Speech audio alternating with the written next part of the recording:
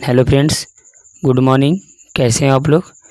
मैं उम्मीद करता हूं कि आप लोग ठीक होंगे और आपकी पढ़ाई अच्छे से चल रही होगी। जैसा कि हमने इससे पिछले वाले वीडियो में एंगल सम प्रॉपर्टी के बारे में पढ़ा था, एक्सटीरियर एंगल के बारे में पढ़ा था कि जो एक्सटीरियर एंगल होता है सम ऑफ अपोजिट इंटीरियर एंगल के बराबर होता है, वो भी हमने पढ़ लिया था। तो चलिए, आज का जो वीडियो है लास्ट है। ये 2 थ्योरम बच गए हैं, 2 फार्मूला, तो इन दोनों को बताकर लाइंस एंड एंगल हम लोग समाप्त करेंगे। ये बोनस में है। अगर आप वहीं तक देखना चाहते हैं, इसे पिछले वाले वीडियो तक, तो वहीं तक आप देख सकते हैं। ये जो है सिर्फ बोनस में है। बोनस अगर आप कुछ ज़्यादा सीखना चाहते हैं तो ही आप इस लेक्चर को देखें, अदरवाइज नहीं। ये इसका आप स्किप भी कर सकते हैं। जैसे यहाँ पे है नंबर ऑफ डायगोनल। किसी भी पॉलीगन में अगर नंबर ऑफ डायगोनल फाइंड करना है तो उसका फार्मूला होता है n इंटू n-3/2। ये होता है। अब ये कैसे होता है, इसका चाहे तो हम प्रूफ बता सकते हैं, बट प्रूफ बताने की ज़रूरत नहीं, आप इसे सिर्फ याद रखेंगे। सेकेंड पे क्या है, सम ऑफ और interior angle of a polygon. किसी भी अगर पॉलीगन को इंटीरियर एंगल का सम निकालना है तो इसका फार्मूला होता है n-2 इंटू 180 डिग्री। जैसे हम बता रहे हैं कि आप एग्जाम्पल से हम समझाने की कोशिश करते हैं। ये और ये आप रिमेंबर रखेंगे, ये और ये आप इसे स्क्रीनशॉट ले लें। जैसे हम बोले, अगर आपको चाहिए कि प्रूफ कैसे नंबर ऑफ डायगोनल फार्मूला, जैसे ये स्क्वायर है तो स्क्वायर में कितने डायगोनल होते हैं? 2 डायगोनल होते हैं। 1 डायगोनल ये और A1 ये, यानी कि 1 और 2 डायगोनल है। तो फार्मूला था क्या नंबर ऑफ डायगोनल का, उस पर हम लोग वेरीफाई करके देखते हैं। नंबर ऑफ डायगोनल का फार्मूला था n इंटू n-3/2। ये था। तो यहाँ पे n होता है नंबर ऑफ साइड। क्या होता है? Number of side. तो इसमें नंबर ऑफ साइड कितनी है? 1 2 3 4। n इक्वल टू कितना हो गया? 4। अब इस 4 को पुट करके देखते हैं कि 2 डायगोनल आता है कि नहीं। तो 4 -3/2, ये 2 टाइम्स में, तो क्या होगा? 2 इंटू 1। तो यहाँ पे देख रहे हैं कि नंबर ऑफ डायगोनल जो आया 2 आया, और इसमें भी डायगोनल कितना थे? 1 और 2। यानी कि यही फार्मूला होता है नंबर ऑफ डायगोनल का। ये आप इसको ऐसे भी प्रूफ कर सकते हैं। जैसे एक और हम फिगर को चूज करते हैं, पेंटागन को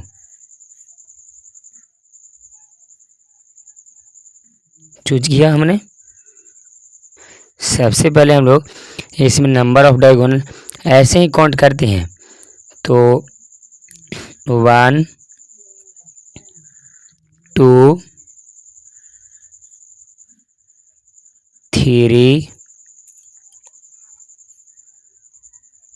4 5 और कहीं बनेगा? शायद नहीं। तो अब इसको वेरीफाई करते हैं। पहले हम लोग ये फाइंड कर लेंगे कि नंबर ऑफ साइड इसमें कितने हैं। तो इस फिगर में नंबर ऑफ साइड कितने हैं? 1 2 3 4 5। पेंटागन है तो 5 होगा। तो n इक्वल टू 5 हो गया। n equal to 5। और फार्मूला क्या है नंबर ऑफ डायगोनल का? जस्ट हमने अभी बताया, नंबर ऑफ डायगोनल का जो फार्मूला होता है n इंटू n-3/2। ये होता है फार्मूला। अब n का वैल्यू कितना है? 5। तो 5 पुट कर देते हैं हम लोग। इसमें से घटेगा तो कितना होगा? ये 2 होगा, और यहाँ से 2, तो कितना आया आंसर? 5। यानी कि नंबर ऑफ डायगोनल 5 है। अब काउंट करके देखते हैं इसमें कि नंबर ऑफ डायगोनल 5 है या नहीं। तो 1 ये था, 2 ये था, 3 ये था, 4 ये था, एंड 1 अर्जिन एक ये 1 2 3 4 5। तो 5 ही आंसर भी आया। तो इस तरह से इसका आप प्रूफ देख लिए। और इसी फार्मूला का आप यूज करेंगे जब नंबर ऑफ डायगोनल फाइंड करना होगा। चलिए आगे हम लोग बढ़ते हैं। दूसरा हमने बताया कि sum of all interior angle, किसी भी अगर पॉलीगन में sum of all interior angle find करना है, जितने भी उसमें इंटीरियर एंगल है उसका अगर सम करना है, एंगल का सम निकालना है, तो कितना उसका फॉर्मूला होता है n-2 इंटू 180 डिग्री। ये फार्मूला होता है सम ऑफ ऑल इंटीरियर एंगल। जैसे आप जानते हैं कि जो ट्रायंगल में सम ऑफ इंटीरियर एंगल है उतना कितना होता है 180 डिग्री। जैसे ए बी सी, ये इंटीरियर है, ये इंटीरियर है और ये इंटीरियर है, इन तीनों को जोड़ने पे कितना था 180 डिग्री। अब देखते हैं कि इस फार्मूला को पुट करने पे 180 डिग्री आता है कि नहीं।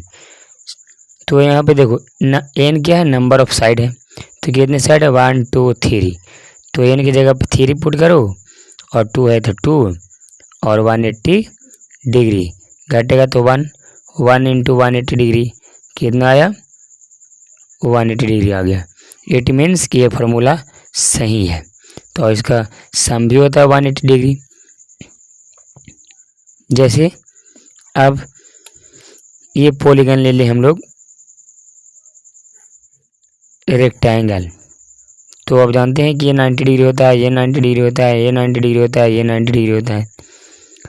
ए B C D, number of side 1 2 3 4 है नंबर ऑफ साइड, तो एन इक्वल टू कितना हो गया 4 हो गया इसमें।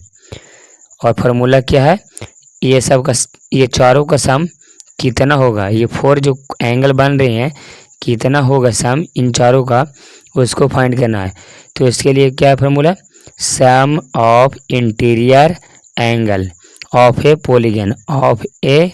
पॉलीगन, फार्मूला क्या है n-2 इंटू 180 डिग्री, एन का वैल्यू 4, तो 4 - 2 इंटू 180 डिग्री घटाओगे 2 इंटू 180 डिग्री घटा, इसको गुना करोगे 360 डिग्री, कितना आ गया 360 डिग्री। यानी कि रेक्टेंगल में ये सब जो है, ये जो है इसका और इसका कितना सम आएगा 360 डिग्री।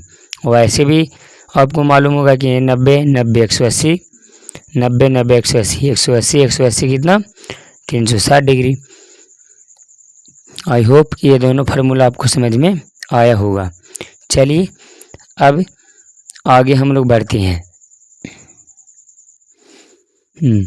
एक चीज़ और आप लिखेंगे नोट में, जितने भी सम ऑफ ऑल एक्सटीरियर यानी कि बाहर वाला, सम ऑफ ऑल एक्सटीरियर एंगल कितना होता है 360 डिग्री। जितने भी पॉलीगन है उसका अगर आप एक्सटीरियर एंगल को सम करोगे तो हमेशा आएगा 360 डिग्री। ये आप हमेशा याद रखेंगे, sum of all exterior angle, interior नहीं एक्सटीरियर एंगल का सम कितना होता है हमेशा ऑलवेज 360 डिग्री। चलिए अब अगर ऐसे था, उसमें हमने फार्मूला बताया था कि अगर ऐसा निकालने पड़े कि each angle of interior, sorry ऐसे नहीं, ईच इंटीरियर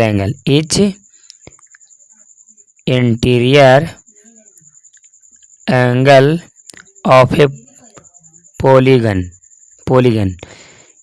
हम पूरा नहीं लिखे, each interior angle of a polygon. अगर किसी भी पॉलीगन को प्रत्येक इंटीरियर एंगल फाइंड करना है तो कैसे करेंगे, तो टोटल सम इंटीरियर का क्या था n-2 इंटू 180 डिग्री, और उसी के नंबर ऑफ साइड से आप क्या करेंगे डिवाइड कर देंगे, तो ये निकल जाएगा each interior angle of a polygon. ये होता है ईच इंटीरियर एंगल का। और अगर ऐसे निकालने रहेगा ईच एक्सटीरियर एंगल, तो क्या करेंगे हम लोग उसमें सम ऑफ ऑल एक्सटीरियर का होता है 360 डिग्री और कह रहा है ईच, तो नंबर ऑफ साइड से क्या करेंगे आप, उस पॉलीगन के नंबर ऑफ साइड से डिवाइड कर देंगे तो निकल जाएगा ईच एक्सटीरियर, और इंटीरियर में ये फार्मूला पुट करेंगे। चलिए अब हम लोग इस पे कुछ क्वेश्चन को कर लेते हैं। वन क्वेश्चन को करेंगे ताकि जो भी हमने अभी तक बताया है वो आपका कंसेप्ट अच्छे से क्लियर हो जाएगा। तो चलिए दोस्तों बढ़ते हैं नेक्स्ट क्वेश्चन की ओर।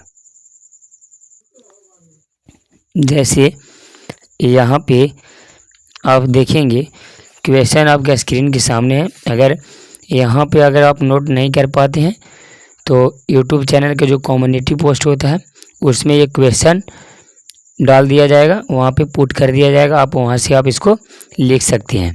तो अभी सिर्फ आप अपना टाइम सेविंग करें, सिर्फ समझें कि सर क्या कह रहे हैं और कैसे बना रहे हैं, उसको सिर्फ समझें और बाकी आप बाद में जाके ये क्वेश्चन आप वहाँ से राइट कर लेंगे। तो फर्स्ट क्वेश्चन है find the number of diagonal. क्या करें, find number of diagonal and each exterior and interior angle of A 10 sided polygon. कितना साइडेड पॉलीगन है, 10 साइडेड पॉलीगन है। अब इस क्वेश्चन को आप ध्यान से देख लें और क्वेश्चन उतारने की ज़रूरत नहीं है, आप बाद में से लिख सकते हैं, कम्युनिटी पोस्ट में जाके आप खोज सकते हैं। जैसे यहाँ दिया गया था जो एक पॉलीगन है उसका नंबर ऑफ साइड 10 है। क्या लिखा गया था, 10 साइडेड पॉलीगन, 10 साइडेड पॉलीगन, यानी कि नंबर ऑफ साइड कितना है 10, यानी कि n का वैल्यू 10 है। जो पॉलीगन होगा जिसका साइड कितना होगा 10 होगा। तो इसमें जो आपसे पूछ रहा था कि नंबर ऑफ डायगोनल क्या होगा, तो नंबर ऑफ डायगोनल का आप फार्मूला जानते हैं, क्या जानते हैं आप, n इंटू n-3 अपॉन 2, यही जानते हैं। तो आप इसको n का वैल्यू कितना है यहाँ पे दिया गया 10, तो 10 इंटू 10-3 अपॉन 2, 10 और ये घटेगा तो 7 अपॉन 2, 5 टाइम्स में तो 35, यानी कि जो 10 साइडेड पॉलीगन होगा उसके अगर हम लोग नंबर ऑफ डायगोनल को काउंट करेंगे तो कितना होगा 35 डायगोनल होगा। उसमें कितना डायगोनल होंगे 35। अच्छा ये तो हमसे पूछा था, तो नंबर ऑफ डायगोनल तो हमने फाइंड कर लिया, बट और पूछा था क्या, each exterior angle, each exterior angle.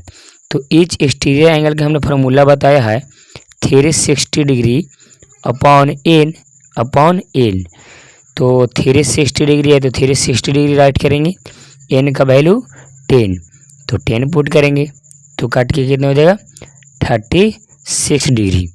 तो ईच एक्सटीरियर एंगल जो होगा 10 साइडेड पॉलीगन का कितना होगा 36 डिग्री। और थर्ड पे जो हमसे पूछा था, क्या पूछा था, ईच इंटीरियर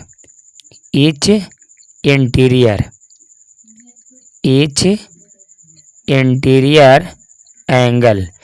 तो ईच इंटीरियर एंगल का फार्मूला होता है n-2 into 180 degree upon n। तो पुट कर देंगे यहाँ पे, हमने n का वैल्यू 10 था तो 10 माइनस 2 इंटू 180 डिग्री और नीचे n है तो नीचे 10। अब इसको जब सॉल्यूशन करोगे 10 में से 2 जाएगा 8 इंटू 180 डिग्री अपॉन 10, 0 से 0 खत्म। अब इसको मल्टीप्लाई कर दो 18 और 8 का, तो कितना हो जाएगा 144 डिग्री। उसका जो इंटीरियर एंगल आएगा 144 डिग्री आएगा। इन दोनों को गुना कर देना, सिंपल है। आई होप कि ये क्वेश्चन आपको समझ में आया होगा।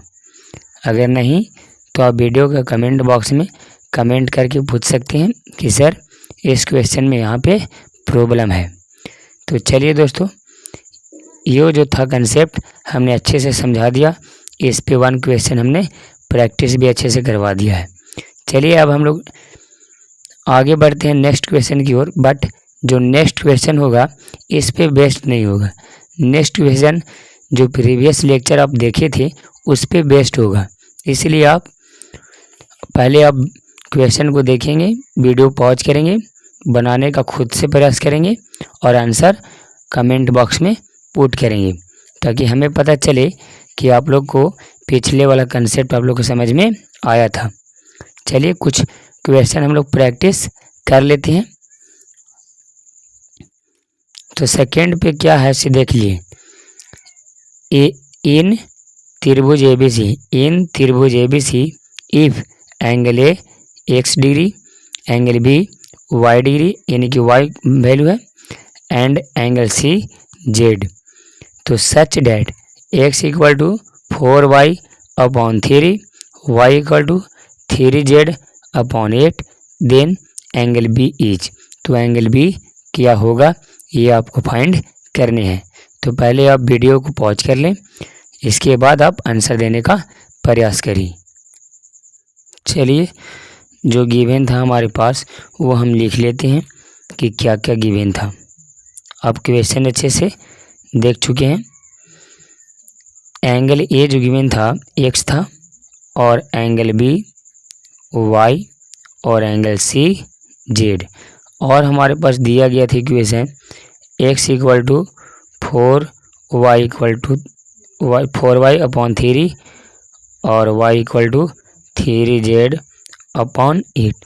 जब इस तरह का क्वेश्चन रहे तो आप एक ही चीज़ का प्रयास करेंगे कि सब एक टर्म में आ जाए, सभी जो है एक टर्म में है आ जाना चाहिए। तो हमने सबको एक टर्म में प्रयास करते हैं लाने का। क्या करते हैं, एंगल C जो है ये तो Z दिया गया है तो इसको ऐसे ही रहने देते हैं। एंगल A है जो x है, तो इसको हम लोग x को है जो हम लोग Z के रूप में व्यक्त करना चाहते हैं, तो कैसे होगा। तो यहाँ पे ये दो इक्वेशन दिया गया आपके पास, तो यहाँ से आप क्या करें, x इसमें है तो x का वैल्यू क्या है 4y अपॉन 3, और तो हमें लिख देते हैं angle A equal to 4y upon 3। x के जगह पे 4y अपॉन 3 तो लिख ही सकते हैं, x है और x है दोनों इक्वल है, तो x के जगह पे 4/3 और y का वैल्यू दिया गया है 3z अपॉन 8, तो हमने यहाँ पुट कर देते हैं। ये 3 है इंटू y ऐसे लिख सकते हैं आप, और y का वैल्यू क्या है 3,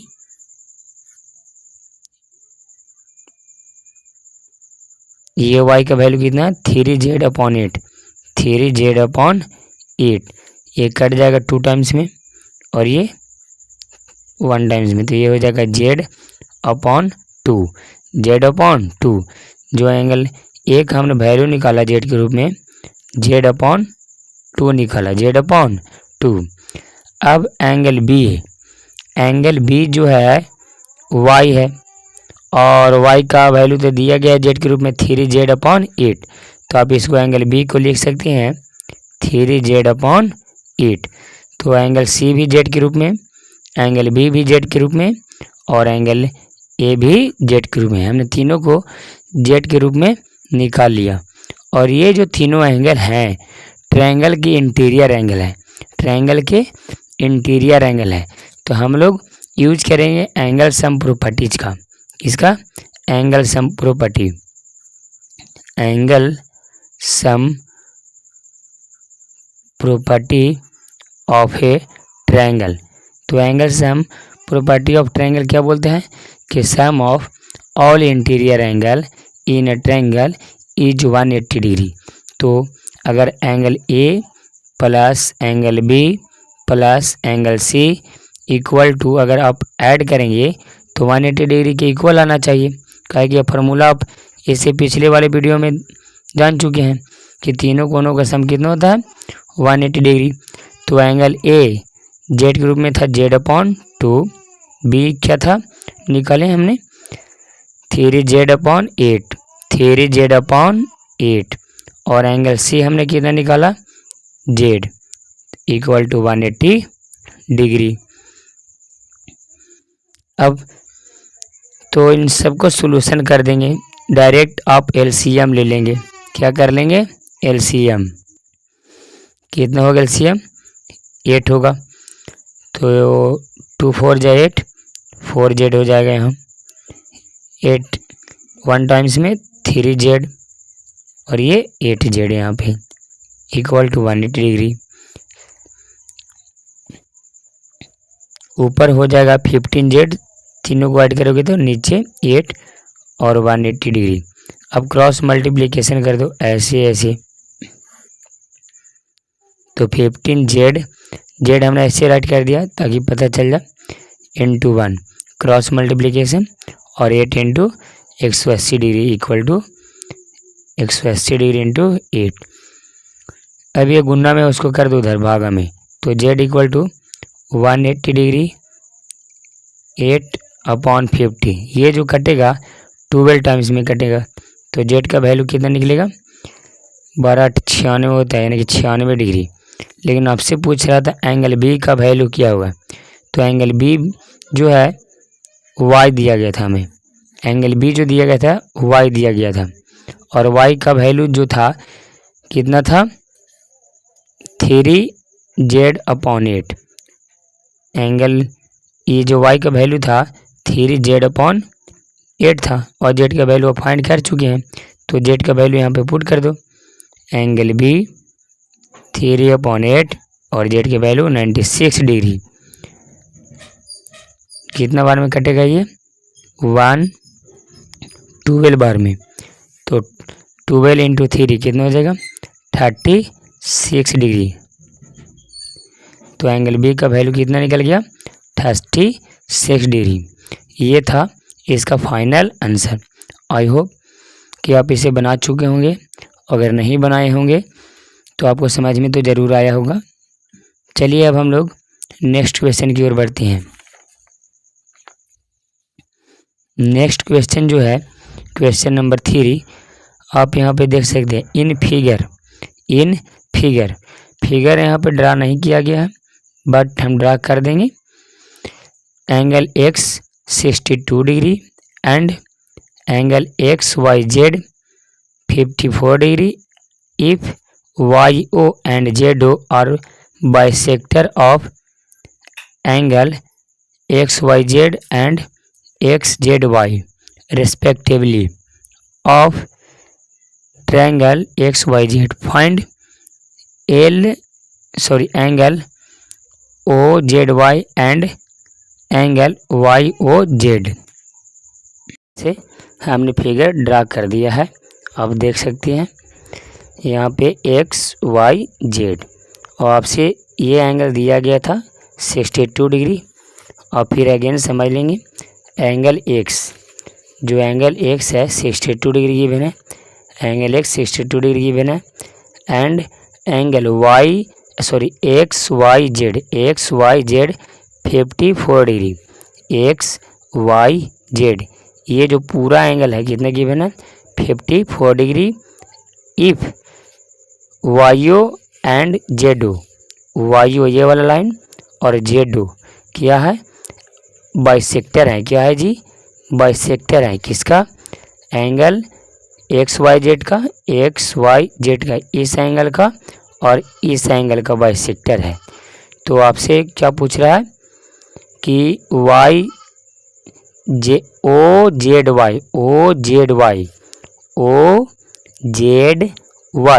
ये वाला एंगल पूछ रहा है, और YOZ और ये वाला एंगल आपसे पूछ रहा है कि इसका वैल्यू क्या होगा। अच्छा, तो चलिए इसका हम लोग सोल्यूशन देखते हैं कि आखिर इसका सोल्यूशन क्या होगा। तो आप जैसा कि क्वेश्चन में क्या दिया गया है, ये वाला एंगल दिया गया है और ये पूरा दिया गया है 54 डिग्री, और ये वाला कोण का जो है ये YO एंगल बाइसेक्टर है। तो एक बताओ, अगर ये यहाँ से यहाँ तक अगर x है तो ये भी x होगा। क्यों होगा? पता है ना कि ये एंगल बाइसेक्टर है, एंगल बाइसेक्टर है। और अगर ये y है तो ये भी y होगा। क्यों?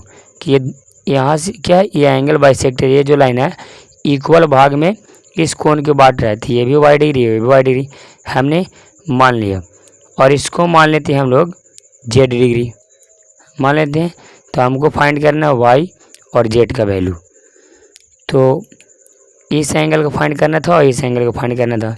तो पहले आप ये करेंगे, देखो ये अगर पूरा टोटल यहाँ से यहाँ तक 54 डिग्री है, 54 डिग्री है, और इसको हमने x माना था, ये भी x, तो 54, तो दोनों 54 जो है 54 डिग्री जो है दो भाग में बढ़ जाएगा, तो 27 डिग्री निकल जाएगा। ऐसे x degree plus x degree कितना हो गया 54 डिग्री। x और x ये वाला यहाँ से यहाँ तक और यहाँ से यहाँ तक दोनों को मिला देंगे तो 54 डिग्री के इक्वल हो जाएगा।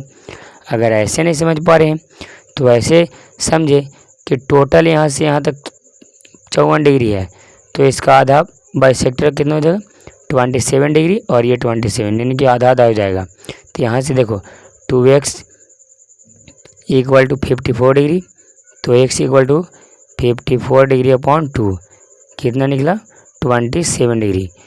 तो यानी कि ये वाला जो एंगल है 27 डिग्री यहाँ से यहाँ तक, और ये भी 27 डिग्री निकाल लिया हमने। अब हम लोग आगे चलते हैं। अब ये निकल गया ये और ये। अब इसमें देखो ये y डिग्री ये y डिग्री, और ये वाला ट्रायंगल देखो ओ वाई जेड, ये इसको फाइंड करना और इसको फाइंड करना है, तो इसमें दो फाइंड करने हैं। तो इसमें तो कुछ वैल्यू ना दिया गया है, लेकिन अगर बड़ा ट्रायंगल को आप ध्यान से देखती हैं तो इसका वैल्यू फाइंड कर सकते हैं जेड का, एंगल जेड का। देखो ये वाला दिया गया है 62 डिग्री, और ये टोटल दिया गया था कितना, ये टोटल 54 डिग्री। तो ये नहीं फाइंड हो जाएगा किससे, एंगल सम प्रॉपर्टी से, angle sum property of a triangle, angle sum property of a triangle, इसका हम लोग यूज करेंगे।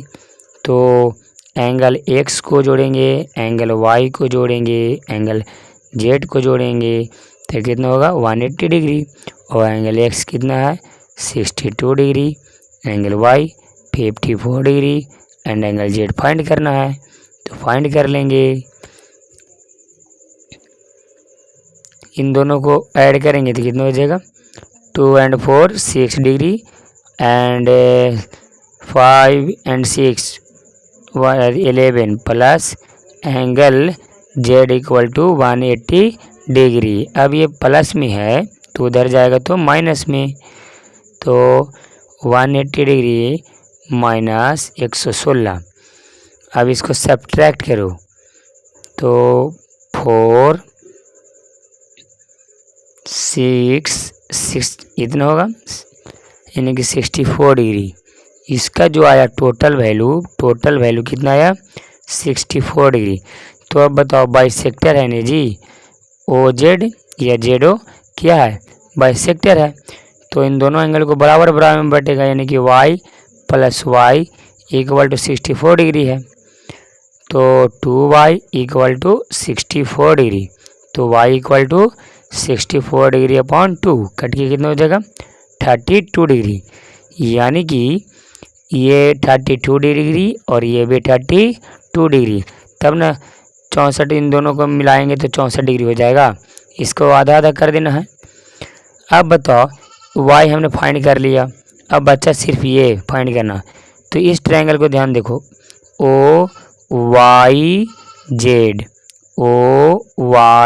Z, angle sum property use करेंगे उसमें क्या, तो z plus 27 degree plus 32 degree upon 180 degree, वहाँ पे हमने एंगल सम प्रॉपर्टी यूज कर दिया।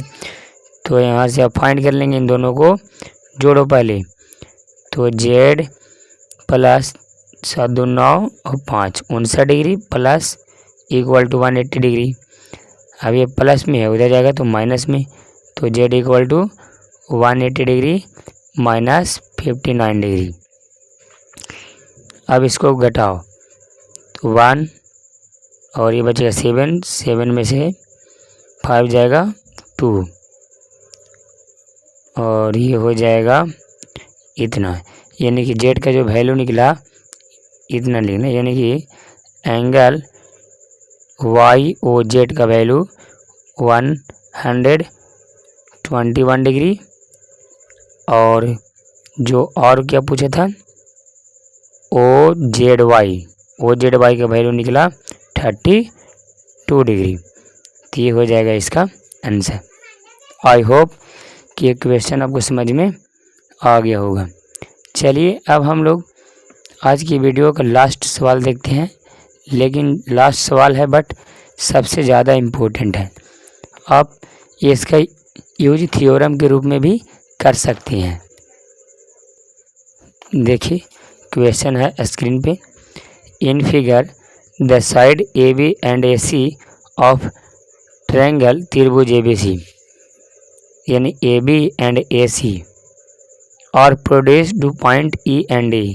ए बी और ए सी को क्या किया गया है, आगे एक्सटेंड किया गया है, प्रोड्यूस किया गया है, इसको भी ए सी को भी और ए बी को भी। कहता है if bisector B U, if इस एंगल का जो बाइसेक्टर है बी यू है ये वाला लाइन, और इस एंगल का जो बाइसेक्टर है ओ सी है यानी कि सी यू है, तो कह रहा है कि मीट एट पॉइंट ओ, वो कहाँ मिलते हैं ओ पे। Then prove that angle B O C equal to 90 degree minus 1/2 angle B A C, यानी कि इसको आधा करके अगर 90 डिग्री में से सब्ट्रैक्ट करेंगे तो ये आ जाना चाहिए। ये आपको प्रूफ करने के लिए बोल रहा है। चलिए हम पिक्चर को पहले अच्छे से ड्रा कर लेते हैं ताकि हम आपको अच्छे से समझा पाएँ कि क्या प्रूफ करना है।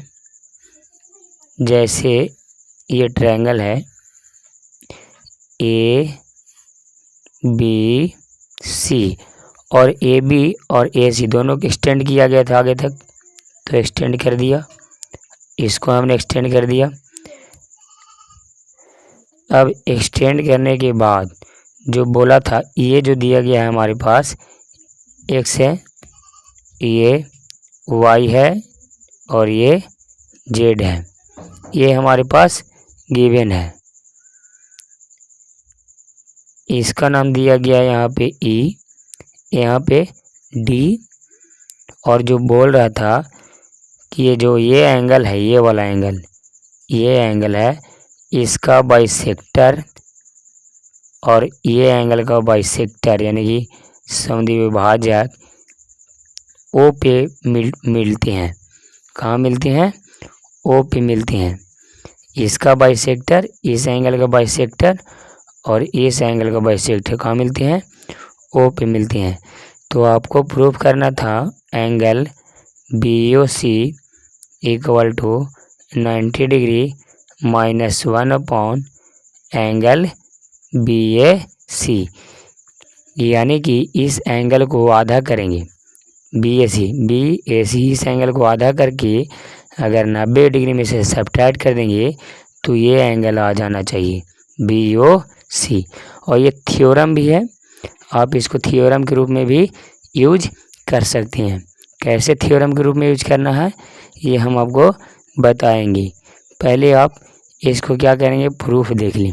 अच्छा, अगर ये एंगल का बाइसेक्टर BU है तो ये दोनों बराबर बराबर होंगे, तो इसको मान लेते हैं कि एंगल 1 और इसको भी एंगल 1। क्यों एंगल 1? क्योंकि ये जो BU है बाइसेक्टर इस एंगल का, इसको नाम दे देते हैं एंगल 2 और इसको एंगल 2। क्यों दोनों बराबर होंगे? कहे कि ये पूरा एंगल का बाइसेक्टर है CO। पहले आप क्या करेंगे एंगल सम प्रॉपर्टी लगाएंगे, तो XYZ कितना होगा 180 डिग्री होगा। क्यों?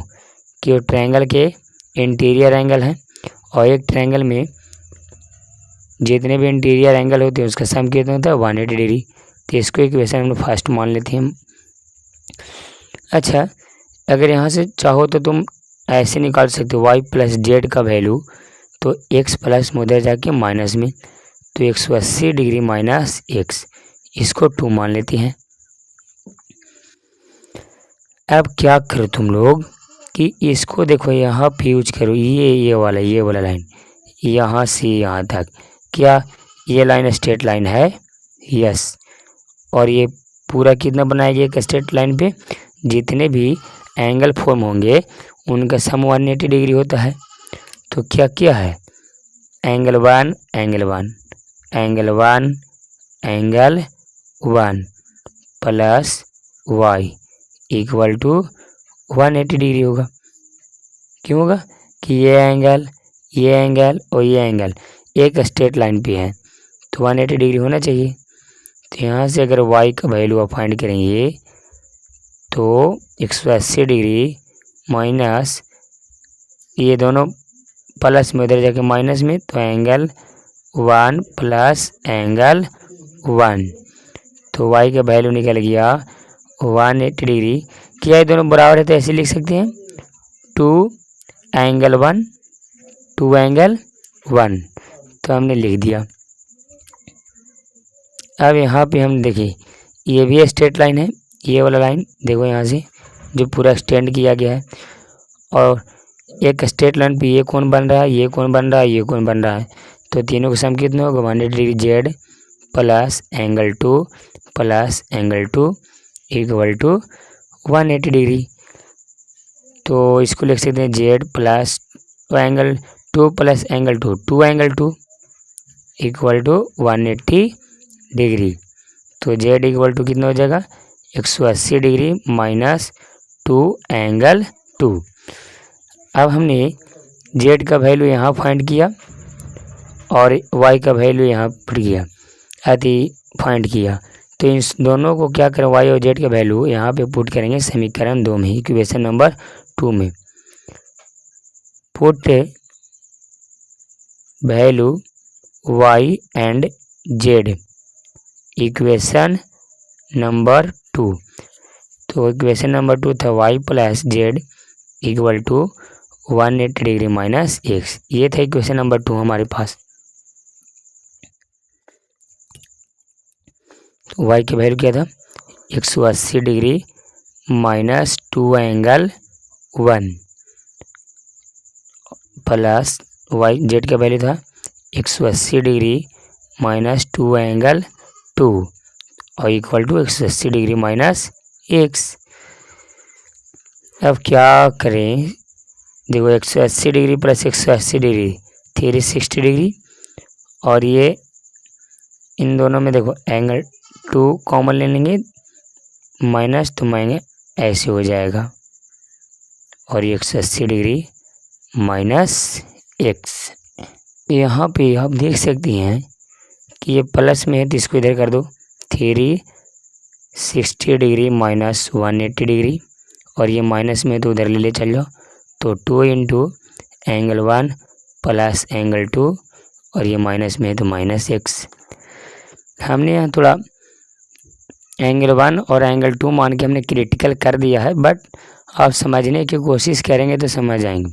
हमको यहाँ पे इजी वे से समझाना चाहिए था, कुछ और मान लेते पी क्यू आर एस तो ठीक रहता, बट फिर भी आप समझ जाएंगे।